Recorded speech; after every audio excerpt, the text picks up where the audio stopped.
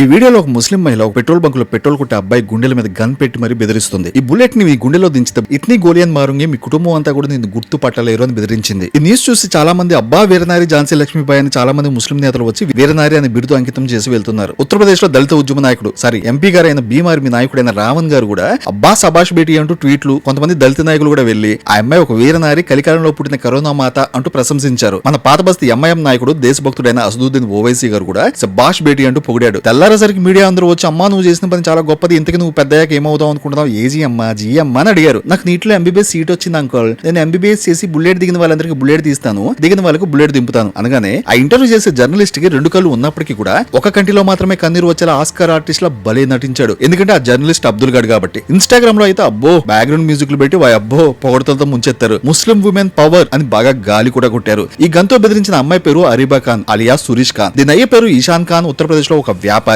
ఆ petrol bunk లో పనిచేస్తున్న అబ్బాయి పేరు రజనీష్ కుమార్. అసలు ఇంతకే అబ్బాయి గుండెల మీద గన్ ఎందుకు పెట్టావమ్మా అంటే, మా నాన్న మీదకి చెయ్యెత్తాడు అంకోల్, మా నాన్న తిట్టాడు అంకోల్, అందుకే గన్ తీసుకుని గాలి చేద్దామని అనుకున్నాను అంకోల్ అని చెప్పింది. నిజమే కదా, ఎవరి నాన్న మీదకి ఎవడొచ్చినా కూడా వాడి డిఎన్ఏ గాల్లో కలిపేయాలని అనిపించే అంత కోపం కట్టలు తెంచుకుంటుంది. అది quite common after everyone animal movie watching. Everyone feels like that. అందులో తప్పేం లేదు. అసలు మీ నాన్న ఎందుకమ్మా పెట్రోల్ కొట్టే అబ్బాయి తిట్టాడు కొట్టబోయాడు అంటే, మేము కార్ వేసుకుని లాంగ్ ట్రిప్ కి వెళ్తాం అంకోల్, మధ్యలో మా కార్ కి గ్యాస్ అయిపోయింది, సిఎన్జి గ్యాస్ కొట్టించుకోవడానికి ఇక్కడ ఆగాము. ఆఫ్టర్ ఆల్ ఈ పెట్రోల్ బంక్ లో 7,000 నుండి 15,000 మధ్య జీతానికి పనిచేసే ఆఫ్టర్ ఆల్ ఈ పెట్రోల్ బాయ్ గాడు మా నాన్నని ఏవండి ఇది సిఎన్జి కారు, ఇందులో గ్యాస్ కొట్టేటప్పుడు ఈ వెహికల్ లో ఎవరు ఉండకూడదు, అందరూ కిందకి దిగాలి. సిఎన్జి అనేది హైలీ ప్రెజర్డ్ గ్యాస్. ఈ గ్యాస్ కొట్టేటప్పుడు చాలా ఒత్తిడితో గ్యాస్ అనేది ఫిల్ చేయబడుతుంది. అలాంటప్పుడు కారులో లీక్ గనుక జరిగినప్పుడు అగ్ని ప్రమాదం జరుగుతుంది. చిన్న మంట గానీ స్పార్క్ కానీ వచ్చినా కారులో ఉన్న వాళ్ళందరూ కూడా మాడి మసై లేచిపోతారు. ఒకవేళ మంట గానీ స్పార్క్ కానీ రాకపోయినా, ఒకవేళ గ్యాస్ కనుక లీక్ అయితే అది కారులో ఉన్న వాళ్ళ ఊపిరితిత్తుల్లోకి వెళ్లిపోయి చిన్నగా వాళ్ళ ఆరోగ్యం దెబ్బతిని వాళ్ళు చిన్నగా చనిపోయే ప్రమాదం ఉంది. కాబట్టి కిందకి దిగండి అంటే